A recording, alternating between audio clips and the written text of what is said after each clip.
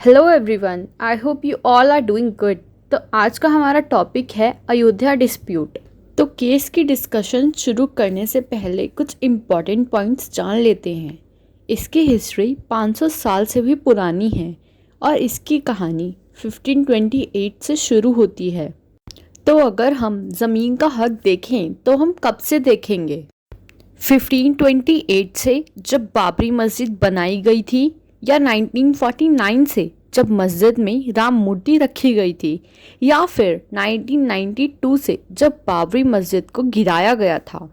अब हम आगे जानेंगे कि इलाहाबाद हाई कोर्ट का फैसला क्या था, आर्कियोलॉजिकल सर्वे ऑफ इंडिया की रिपोर्ट क्या थी, मीडिएशन क्यों फेल हो गया, इस केस के जो 3 पक्ष हैं उनके सबूत क्या क्या हैं और सबूतों के आधार पर उनकी मांगे क्या क्या हैं। भावनाओं और आस्था को दूर रखते हुए यह सुप्रीम कोर्ट के इतिहास का दूसरा सबसे लंबा चलने वाला 40 दिन का केस था। तो आज की इस वीडियो में हम अयोध्या डिस्प्यूट से रिलेटेड सारे इम्पॉर्टेंट पॉइंट्स जानेंगे ताकि आप केस और सुप्रीम कोर्ट का डिसीजन अच्छे से समझ सकें। तो हिंदू पक्षों का कुछ और कहना था और मुस्लिम पक्षों का कुछ और। तो पहले हम बाबरी मस्जिद के बारे में जानते हैं। तो 1528 में बाबर के कमांडर मीर बाकी ने बाबरी मस्जिद बनाई। तो वहाँ के जो लोकल लोग थे उनका यह मानना था कि बाबरी मस्जिद को राम मंदिर तोड़कर बनाया गया है। तो इसी बात के चलते हिंदू और मुस्लिम का पहला दंगा होता है 1853 से 59 के बीच में। तो इन दोनों दंगों को रोकने के लिए ब्रिटिश गवर्नमेंट बीच में आती है और कहती है कि इस एरिया को 2 पार्ट्स में डिवाइड करना चाहिए। अंदर का जो हिस्सा है वो मुस्लिम यूज़ कर लेंगे और बाहर का जो हिस्सा है वो हिंदूज़ यूज़ कर लेंगे। तो इस बात के बाद ब्रिटिश गवर्नमेंट उस एरिया की फेंसिंग करवा देती है।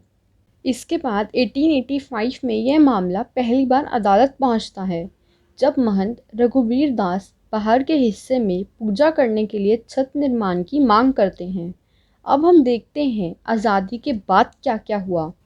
तो सबसे इम्पॉर्टेंट डेट है 23 दिसंबर 1949 की, जब मंदिर के मेन हिस्से में भगवान राम जी की मूर्ति रखी गई।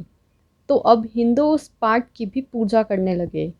तो इस वजह से सिचुएशन और बिगड़ गई। तो सिचुएशन को कंट्रोल करने के लिए गवर्नमेंट क्या करती है, इस पूरे एरिया को क्लोज कर देती है, कंप्लीट बैन कर देती है कि ना तो कोई हिंदू अंदर जा सके ना मुस्लिम। तो इस बैन को हटाने के लिए बहुत सारे सिविल केसेस फाइल किए जाते हैं। जैसे 1950 में महंत रामचंद्र दास हिंदू की पूजा करने के लिए केस फाइल करते हैं। 1959 में निर्मोही अखाड़ा केस करती है कि इस पूरे एरिया का पोजेशन हमें मिल जाना चाहिए।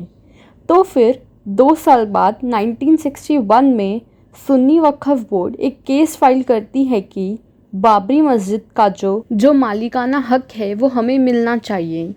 तो कोर्ट के अंदर ही नहीं बल्कि बाहर भी बहुत सारे रिलीजियस ग्रुप्स अपनी अपनी तैयारी कर रहे होते हैं, लेकिन गवर्नमेंट के बैन को हटाने के लिए जो केस फाइल करे उसके भी नतीजे आने शुरू हो गए। तो एक ऐसा नतीजा आया 1986 में, जब फैज़ाबाद कोर्ट ने उस एरिया में पूजा करने के लिए हिंदूज़ को परमिशन दे दी।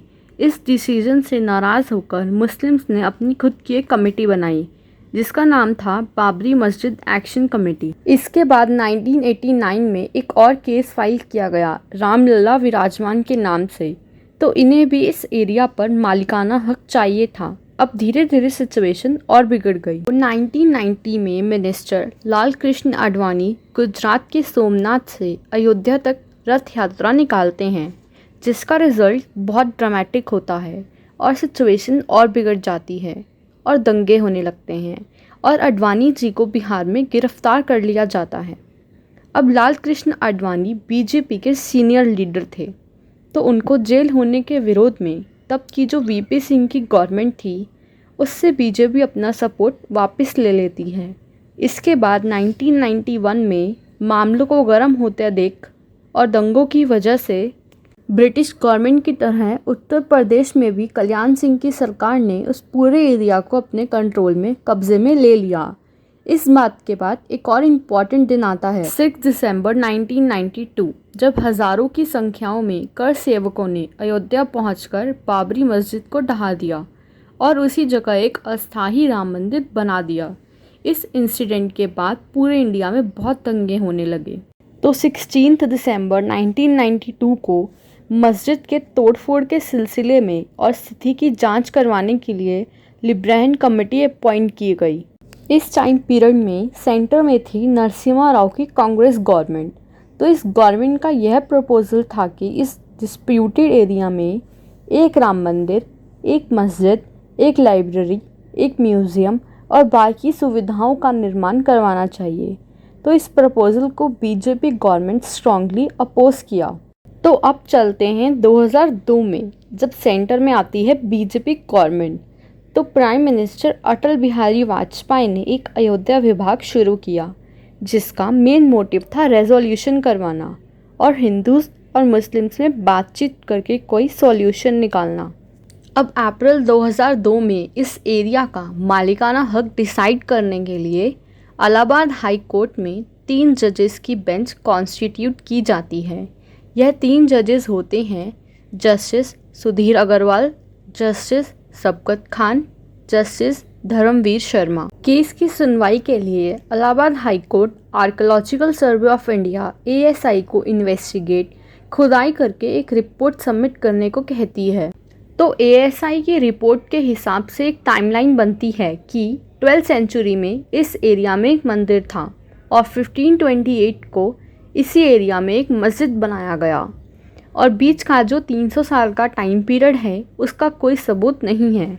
पर अगर हम सारे पॉइंट्स जोड़े तो 12th सेंचुरी में एक मंदिर था और 1528 को एक मस्जिद था और लोकल लोगों की माने तो यह मस्जिद मंदिर को गिराकर बनाई गई थी। तो यह थी ASI की रिपोर्ट।